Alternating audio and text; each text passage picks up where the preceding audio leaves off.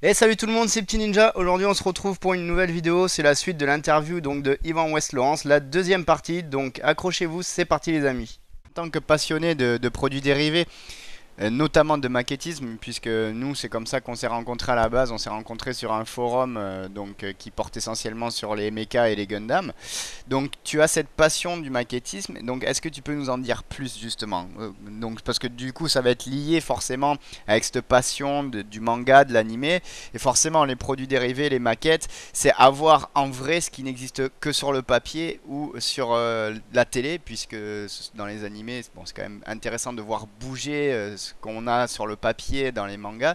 Et du coup, le fait d'avoir des produits dérivés, ça te permet d'avoir physiquement ce que tu ne peux pas avoir, entre guillemets. Donc vraiment, je pense que ça doit venir, c'est lié aussi. Mais du coup, parle-nous-en de cette passion aussi pour les produits dérivés, pour les maquettes que tu réalises. Alors, tu as parfaitement résumé la situation. C'est avoir un objet, une statue, une maquette, un jouet autour d'un objet qui n'existe pas au départ, hein, parce que c'est quand même très différent que d'avoir, par exemple, une maquette d'un F-14. Le F-14, il existe vraiment. On peut l'étudier, le voir dans des musées maintenant, puisqu'il a été retiré du service américain. Mais voilà, il y a une différence essentielle entre les maquettes issues d'objets réels et puis ces maquettes issues d'univers fictifs et qui du coup donnent chair à quelque chose qui n'existait que sur écran et que ce soit écran télé ou grand écran au cinéma. La chose à développer dans un premier temps, c'est que, bah, bien évidemment, quand j'étais jeune, je m'intéressais beaucoup aux jouets qui étaient issus des univers fictifs, qui étaient bah, au hasard Goldorak, Albator, etc. J'étais souvent très déçu par la qualité des produits en question, même si j'ai beaucoup d'affection, par exemple, pour le Goldorak en métal de Poppy de 78. Le problème, c'est que souvent, ça ressemblait pas à ce qu'on voyait à l'écran dans un premier temps. Ça, c'était la chose importante à signaler. Et puis, il y a beaucoup de jouets qui, dans mon enfance, m'ont influencé parce que bah, tout simplement, ça représentait en vrai l'objet que je voyais à la télévision. Des titres qui ne te diront peut-être pas grand-chose. Si je te dis Les Sentinelles de l'air et Thunderbirds, Si, ça me dit quelque chose. Si, si. bon, c'est Thunderbirds, qui est donc appelé Sentinelle de l'air en France.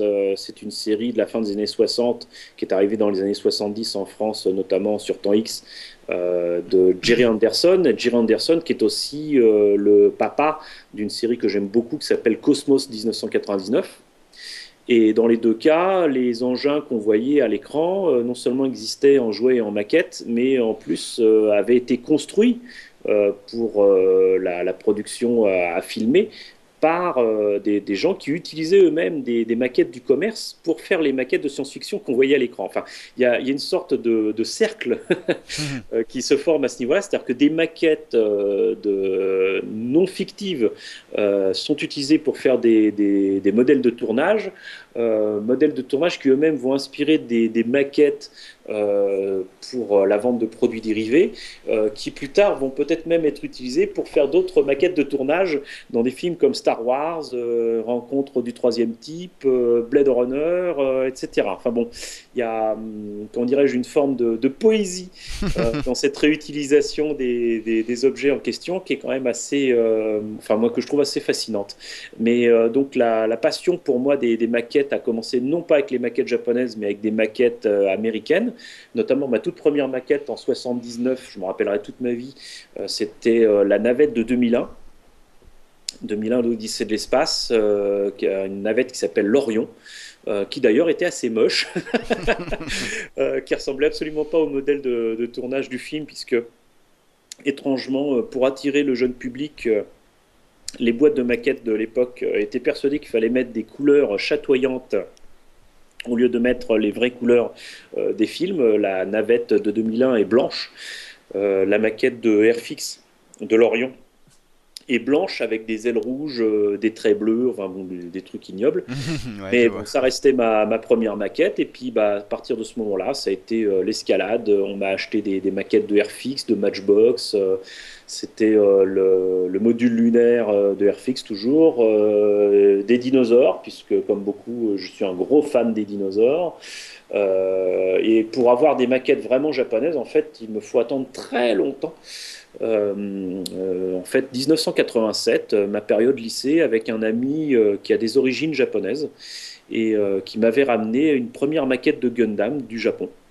Et D'accord. comme chacun sait, bah, les maquettes de Gundam au Japon, surtout dans les années 80, ne coûtaient pas bien cher. Et finalement, ramener un petit cadeau à un pote français avec une maquette de 200 ou 300 yens, c'était pas bien cher payé. Alors, je te dis pas les yeux que j'avais quand il m'a Hmm. filé ça. Si C'était j'imagine très bien, quoi. c'est le RX78-3 ou 144, une D'accord. maquette assez moche puisque c'est la maquette des années 80. Mais sinon, j'avais un pote qui était allé aux États-Unis qui m'avait ramené aussi le Double Zeta Gundam, qui pour le coup m'a coûté beaucoup plus cher puisque là, du coup, il fallait payer le prix de l'import de cette boutique américaine qu'il avait pris au Japon. Mais rapidement, avec les copains, on s'est rendu compte que ces maquettes-là, on pouvait les consulter sur des magazines qu'on a découverts dans certaines boutiques de comics. C'est-à-dire que le manga en France doit énormément aux peu de boutiques de comics américains qui existaient en France. Et j'ai découvert mon premier Hobby Japan, toujours en 1987. Et là aussi, je me rappellerai toujours, la première couverture que j'ai ouverte proposait non seulement du Gundam, mais aussi du Patlabor, du Five Star Stories. Il faut imaginer la tête que j'ai faite du haut de mes 17 ans en voyant ces résines, ces modèles en plastique. Il y avait aussi une collection que j'ai toujours et qui est fantastique qui s'appelle Metal Armor Dragonard. Qui a été réédité plusieurs fois par Bandai et qui était d'ailleurs le début d'une belle collection qui allait influencer les productions de Gundam plus tard. Mais bon, voilà, donc à chaque fois que quelqu'un nous disait, voilà, je profite de mes parents qui travaillent à, par exemple, Air France, pour me payer un voyage au Japon qui normalement coûterait 20 000 francs, et ben là, ça me coûte 200 balles. Ah putain, ouais. Il y avait des gens qui, une fois l'an seulement, y allaient. On leur confiait de l'argent qui, du coup, bah, on n'avait pas de carte bleue ni rien. Il fallait changer l'argent en francs vers les yens. On se débrouillait pour que ce soit avec le taux de change le plus bas possible. On leur confiait de l'argent liquide avec beaucoup d'humilité et surtout beaucoup de sueur sur le front parce que ça représentait des Hmm. fortunes pour nous. On n'avait pas tous un boulot ou même comment dirais-je, Des de revenus. l'argent, voilà, des revenus, mais surtout de l'argent de la part de nos parents. Moi, c'était pas le cas, hein. Je, je revendais en fait des maquettes et des jouets en dépôt dans les boutiques et je n'avais pas d'argent de poche ou très peu de la part de mes parents.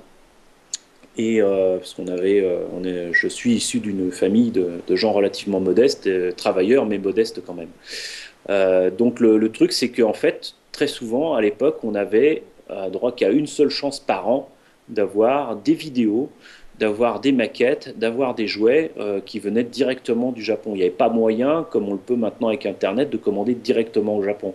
C'est pour ça que sur Hobby Forever et sur d'autres forums, quand je vois des gens qui sont malheureux, comme c'est pas permis, parce qu'ils n'obtiennent pas une maquette de chez Hobbylink Japan en 2 semaines, ça me fait doucement rire. Moi j'attendais 12 mois. On me ramène Ouais. un truc du Japon. Ça doit être assez frustrant, pardon, de, oui, de voir ce genre de situation. Je vois très bien de quoi tu parles, vu qu'on côtoie ensemble le forum.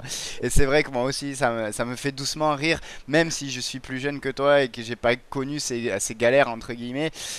Même si quand je me rappelle quand même étant ado, quand j'ai découvert Evangelion, étant très très fan donc, du mecha design et de cette série, je voulais à tout prix me procurer une figurine Evangelion. À l'époque, j'habitais sur Limoges et je faisais, comme tu disais, tous les magasins de comics et de BD qui justement commençaient à proposer un peu du manga parce que bon, je te parle de ça, on était dans les années 90 et Evangelion, ça passait à l'époque sur Canal+, je m'en Hmm. rappelle, le mercredi après-midi. Ça devait être vers 96-97 de mémoire, hein, grosso modo. C'est à peu près ça. Et du coup, bon, j'étais quand même petit, je devais avoir 12 ans par là. Et c'est vrai que je cherchais cette figurine d'Evangelion, je voulais l'Eva 01 et tout. J'avais vu des Eva 01 sur Animeland, justement, qu'un pote avait acheté. Et on badait devant Animeland, on était là, c'est génial. On voyait ces figurines dans les pubs et on les voulait.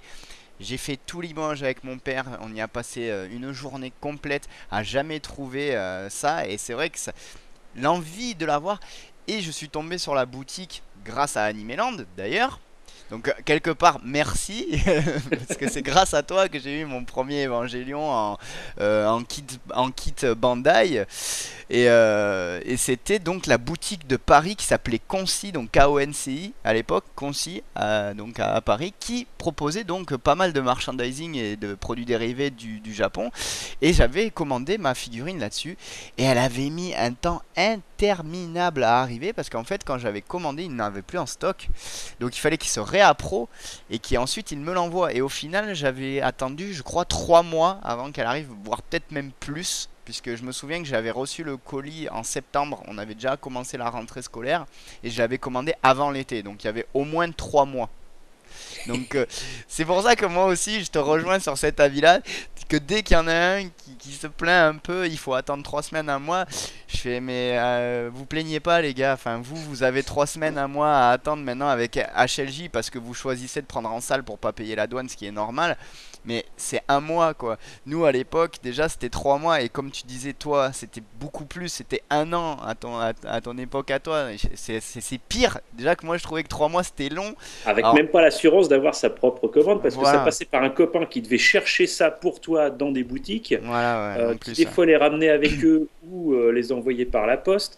J'avais un ami comme ça qui avait trouvé de façon très intelligente que bah, il suffisait en fait de découper avec soin et de plier les boîtes, de garder les grappes dans un autre sac pour pouvoir éviter l'encombrement qu'aurait été sinon le retour de ses commandes. Mhm. Et sinon, bah, des fois, on risquait tout simplement d'avoir une grande différence entre les publicités qu'on voyait dans Hobby Japan et on faisait des photocopies pour dire bah voilà je veux ça parce que bon certains avaient commencé à apprendre le japonais mais c'était pas à la portée de tout le monde. Il était plus simple de photocopier les pages Oui. de Japan, dire voilà moi je veux ça. En plus tu voyais le prix qui était proposé dessus, tu montres à la boutique sur place même si tu maîtrises pas le japonais, le gars lui il le lit, il te dit ok je l'ai pas.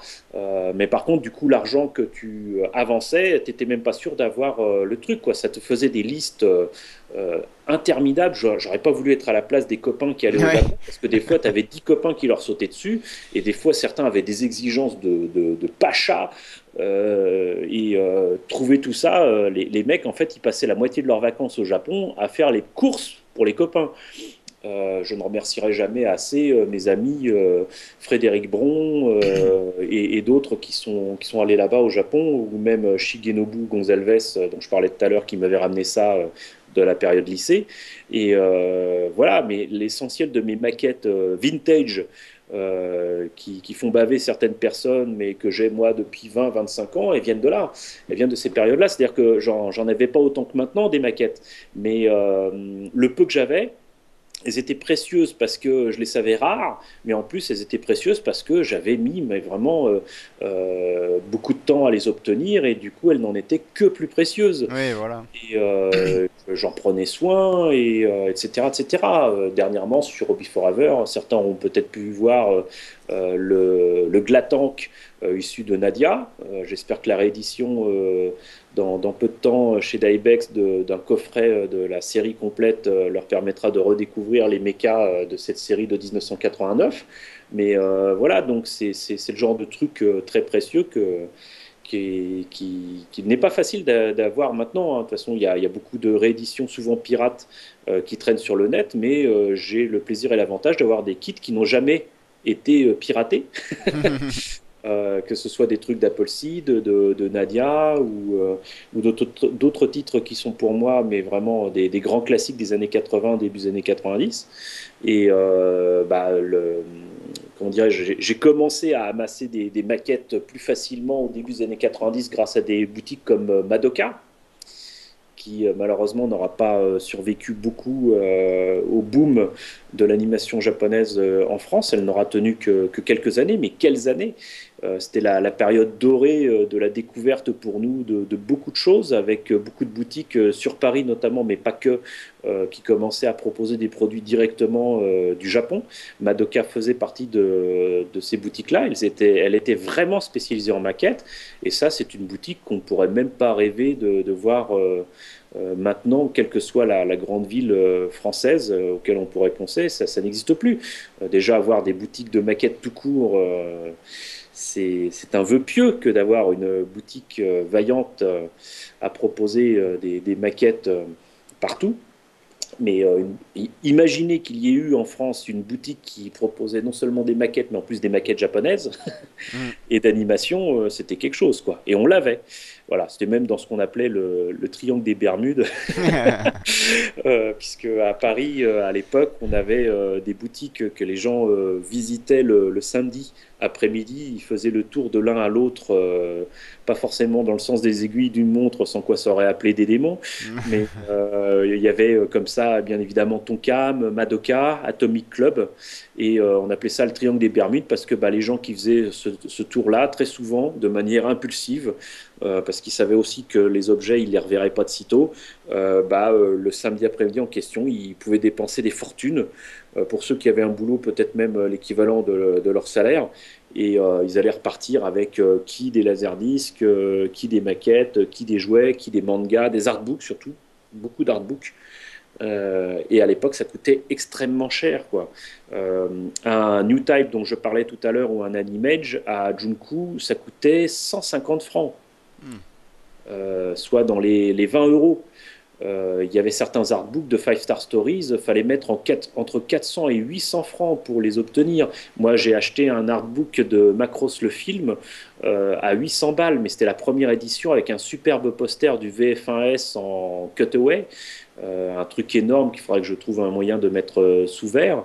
Mais ce truc-là, il m'a coûté 800 francs. Je ne regretterai jamais cet achat-là, mais 800 francs, faut À imaginer, quoi. l'époque, c'était énorme. Ouais. C'était énorme. Et maintenant, ces artbooks-là, à Book Off, ou même au Japon, pour ceux qui peuvent y aller, on peut trouver, là par exemple, il n'y a pas très longtemps, j'ai trouvé un artbook de Macross que je rêvais d'avoir il y a 25 ans. Je viens enfin de l'avoir à Book Off et je l'ai acheté 2 euros. Ah ouais, ouais. Il y a Si on une- m'avait dit un jour que j'achèterais un artbook de Macross comme ça, où j'aurais été capable de mettre 200 balles il y a 25 ans dessus, là je l'ai acheté pour l'équivalent d'à peu près 12 francs. Ouais, ouais, c'est impressionnant, quoi. Voilà, donc les choses ont beaucoup évolué, effectivement, et puis faut raison garder et regarder ça avec un petit peu de recul. Mais on a vécu une période, effectivement, de pionnier, d'abord de difficulté, ensuite d'abondance. Il faut quand même bien le reconnaître. Mais pour revenir sur le sujet des maquettes, effectivement, petit à petit, on a commencé à en avoir beaucoup plus facilement, beaucoup plus régulièrement, à un tel point qu'à un moment, je passais par un ami qui avait fourni les boutiques pendant des années, qui lui me proposait carrément de passer commande au Japon régulièrement quand je voulais. Et puis j'ai pas hésité. À un moment, je lui ai dit, bah écoute, moi je veux la collection des Dragonards, et puis là je veux la collection complète des Aura Battler d'Unbind, qui est toujours inconnu en France. Là, je veux un petit peu de Gundam, un peu de ceci, un peu de cela. Et puis évidemment, j'en ai profité pour compléter ma collection de maquettes Macross. Et je crois que rien que pour les Valkyries, je dois avoir facilement 200 ou 250 Valkyries différentes en maquette. Ah ouais, ça commence à faire quand même. Tranquille. Bon, maintenant, le problème, c'est que plus les années passent et plus les licences importantes comme Gundam ou Macross euh, se, se complètent avec de nouvelles collections de bien meilleure qualité. Et des fois, on en est à se demander, mais pourquoi je garde cette horreur, ce Voilà. plastique informe, alors que maintenant, il y a des maquettes magnifiques qui Mm. existent chez Asegawa. Là, Et par exemple. ce que j'ajouterais par rapport à ça, c'est que quand même, tu fais des réalisations qui sont vraiment, il faut le dire, d'un niveau élevé et qui ont de la gueule, puisque bon, moi, je peux vous en témoigner comme ça, vous n'avez pas forcément les images, j'en mettrai sûrement pour cette vidéo. Mais j'ai vu quelques réalisations de notre ami Yvan et je peux vous dire que en plus il fait pas semblant quoi, hein. C'est en général ça ça envoie du lourd, c'est pas juste une maquette qui a été montée et peinte comme ça, hein. On essaiera de mettre des photos, de vous montrer ça le mieux possible. Il y a du niveau aussi. Bon, comment dirais-je, j'ai un certain niveau, il est vrai, mais je suis bien moins doué ou bien moins soigneux que ne le sont certains de mes amis maquettistes. On pourrait penser immédiatement à Zenkuro, par exemple. Hmm. Qu'on Par salue au exemple, passage hein, d'ailleurs, hein, voilà, Koro si tu nous regardes. tu nous écoutes en tout cas. Ouais, ou que tu nous écoutes. Euh, Ouais. mais le fait est que, bon, par exemple, j'ai une particularité, c'est que l'aérographe m'énerve. mais c'est quelque chose qui m'insupporte. J'en ai acheté pourtant plusieurs. J'ai un compresseur, j'ai tout le matériel qu'il faut, hein, mais je n'ai jamais réussi à maîtriser cet outil-là et ça m'a toujours frustré parce que ça coûte cher. Faut en prendre soin, faut le nettoyer, faut passer des heures à nettoyer ce machin-là pour passer un coup de peinture. C'est quelque chose qui, moi, m'ennuie. Voilà. Et il se trouve qu'effectivement, j'ai développé des méthodes plutôt empruntées, par exemple, du domaine des figurinistes et notamment des rôlistes pour Warhammer 40 000, par exemple. J'adore utiliser la peinture au pinceau. Si j'utilise des peintures pour la peinture de base, par exemple, ça sera essentiellement à la bombe parce que plus rapide. Mm. Et puis après, bah, tout simplement, je fais des brossages à sec, je fais des techniques aux peintures, mais au pinceau toujours. Et rares sont les maquettes, même récentes, où j'ai utilisé l'aérographe ou alors dans ce que j'appellerais des méthodes de pulvérisateur. C'est-à-dire que j'ai des aérographes de base qui sont simple action, issus de Revel ou même de Citadel, et qui me permettent de pulvériser de la peinture pour un sous-couchage ou pour une couleur unique. Voilà. Mais faire des choses aussi précises que tu peux faire toi ou que peut faire Zenkuro, ça m'est insupportable. Ouais, Mais du bah, coup, je pense surtout par rapport à Zenkuro parce que, enfin, bon, c'est vrai que moi je me suis mis à l'aérographe récemment, mais si tu regardes bien, bah, pour l'instant, la seule réalisation que j'ai fait, que j'ai terminée du moins à l'aérographe, c'est le Strike Freedom en Master Grade. Bon, tu vois, il est propre. Je me suis pas foulé, quoi. J'ai fait vraiment les couleurs de base. Il n'y a pas de weathering, il n'y a rien, il n'y a aucun jus dessus. Il y a vraiment, il est propre, comme s'il sortait de l'usine qu'il avait jamais combattu. Et il n'y a pas de shading non plus dessus. Si tu regardes bien, il est vraiment, c'est le code de couleur de base. Donc bon, c'est vrai que ça a un très bon rendu. Il y a une finition qui est sympa, mais après c'est pas du détaillage non plus, quoi. Je me suis pas non plus, enfin voilà, je viens de débuter en même temps. Donc c'est vrai que je pense à côté, il vaut mieux comparer Zenkuro qui lui maîtrise quand même plutôt bien l'aérographe puisque lui il fait du shading, du weathering et que ça a vraiment de la gueule, quoi. On a vraiment l'impression. exactement. Et puis en plus avec du matériel qui est clairement indiqué au Japon comme étant le top du top. C'est pas forcément de l'acrylique, ça va être Hmm. d'autres peintures dont j'arrive jamais à me rappeler les noms. Mais voilà, bon, moi c'est quelque chose qui m'échappe totalement pour la simple et bonne raison que bah, depuis des années, j'ai pas le niveau d'argent que je connaissais avant. Je dirais même que je suis carrément pauvre. Donc du coup, j'utilise ce que j'ai sous la main. Voilà, ça c'est la particularité que j'ai développée ces dernières années. Je n'ai pas voulu pour autant abandonner le maquettisme et du coup je me suis euh, instinctivement penché sur la possibilité offerte par du matériel qui était parfois soldé. Il y a quelques années dans les jouets clubs, les jouets clubs se débarrassaient des pots de peinture Citadel. Et au lieu de les payer comme maintenant 3,20 €, on pouvait trouver des pots de peinture Citadel ou même Prince Auguste pour 50 centimes ou 1 €. Ah ouais. C'était quand même très intéressant. En plus, maîtriser ces différentes méthodes-là, ça me permettait aussi d'ouvrir la porte à des gens qui avaient déjà ce matériel-là ou qui pouvaient le trouver plus facilement qu'ils ne pourraient trouver du Tamiya ou du Gunze, c'est-à-dire du Mister Hobby. Ce que j'utilise. Ouais. Voilà, et le fait est que bah, c'est toujours plus pratique pour moi de dire bah, si vous avez déjà ça, ça ou ça, ou même de l'énamel, vous pouvez le faire comme moi et éviter de croire qu'en ayant du matériel qui vient uniquement du Japon, ça soit des outils ou des produits magiques, votre résultat sera forcément nickel. C'est faux, faut aussi quand même non pas une dose de talent, mais bon, il faut avoir de la bouteille sans les jeux de mots. Donc le fait est que bah, non seulement j'ai fait ça, mais en plus graduellement, je suis passé de la maquette du commerce faite straight from the box, comme disent nos amis anglais, Hmm. c'est-à-dire directement issu de la boîte, sans modification ni rien. Mais maintenant, ça m'ennuie. J'aime bien faire des choses un peu différentes. Je les modifie toujours un minimum pour obtenir quelque chose de sympathique et vraiment d'original. Et puis, bah, bon, j'ai commencé par faire des maquettes qui sont appelées au Japon pour les Gundam les first grade, c'est-à-dire les trucs les moins chers qui soient et qui sont réputés comme étant avec assez peu de détails. Et avec ces maquettes-là, bon, j'arrive à faire des trucs sympathiques avec des dioramas, que ce soit des Zaku, des Gundam, les trucs de Gundam Seed. Il y a des choses j'allais dire, à mon niveau, assez simples à faire, mais qui sont du coup accessibles à tout le monde, parce que pas cher et surtout avec du matériel de récupération pour faire des dioramas, etc. Et à partir de là, j'ai poussé le vice encore plus loin. Maintenant, je fais aussi des maquettes avec du matériel de récupération tout court, des maquettes qui n'existent pas. Et c'est le cas, pour donner un exemple, de mon Dart Wraith de Stargate Atlantis, qui est fait avec des couverts plastiques. Et ça étonne toujours tout le monde. Mais bon, ça a été un projet assez fun à faire en à peine une semaine. Et ça prouve qu'on peut aussi faire des maquettes quand on n'en a pas. Ouais. Mais c'est marrant que tu dis ça, ça me rappelle une photo que j'avais vue sur Hobby Forever, sur le forum que Zankuro avait publié, où il t'avait pris en photo en train de récupérer quelque chose dans la rue. Alors je sais plus, il me semble que c'était peut-être un bout de fil de fer ou je sais pas quoi.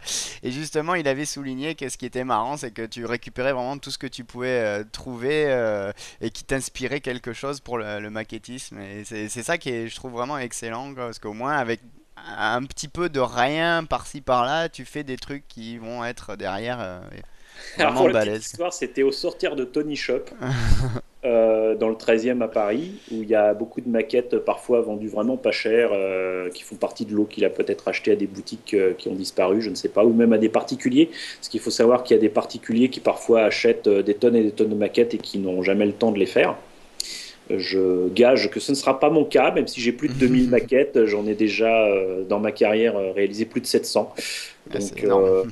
ça va. Je pense que je peux. C'est une des raisons pour laquelle d'ailleurs je ne tiens pas à passer des mois sur une seule maquette. Je fais souvent plusieurs maquettes en même temps et j'aime bien les finir vite. Voilà. Mais le truc, c'est que ce que j'avais trouvé dehors à ce moment-là, je ne savais pas ce que c'était. Je l'ai découvert il n'y a pas très longtemps. En fait, c'est des pièces, c'est un demi-cercle en métal qui est en fait une armature de soutien pour soutien-gorge. D'accord. J'en savais rien du tout. Et quand j'ai vu ça, moi, tout ce que j'ai imaginé, c'était une armature, effectivement, mais qui pourrait servir à faire, par exemple, un détaillage sur un vaisseau spatial, une pièce sur une ruine ou comment on appelle ça, un vaisseau en perdition dans l'univers Star Trek. Par exemple, Mhm. vu que ça a la forme d'un cercle, ça pourrait être un élément de détaillage d'une soucoupe d'un vaisseau qui ressemble à l'Enterprise. Ça peut être tellement de choses. En fait, il suffit de regarder les objets dans leur forme géométrique et certainement pas pour leur rôle premier, qui est d'être un truc de soutien-gorge, un morceau d'aspirateur, un couvert plastique. Faut pas les regarder comme ça. Faut regarder la forme géométrique que c'est au départ et se dire, bah, ça peut servir à faire ci, à faire ça.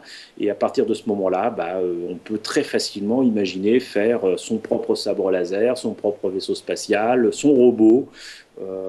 C'est beaucoup plus simple qu'il n'y paraît, en fait, à mettre en place dans sa tête quand on voit uniquement les formes géométriques. D'accord.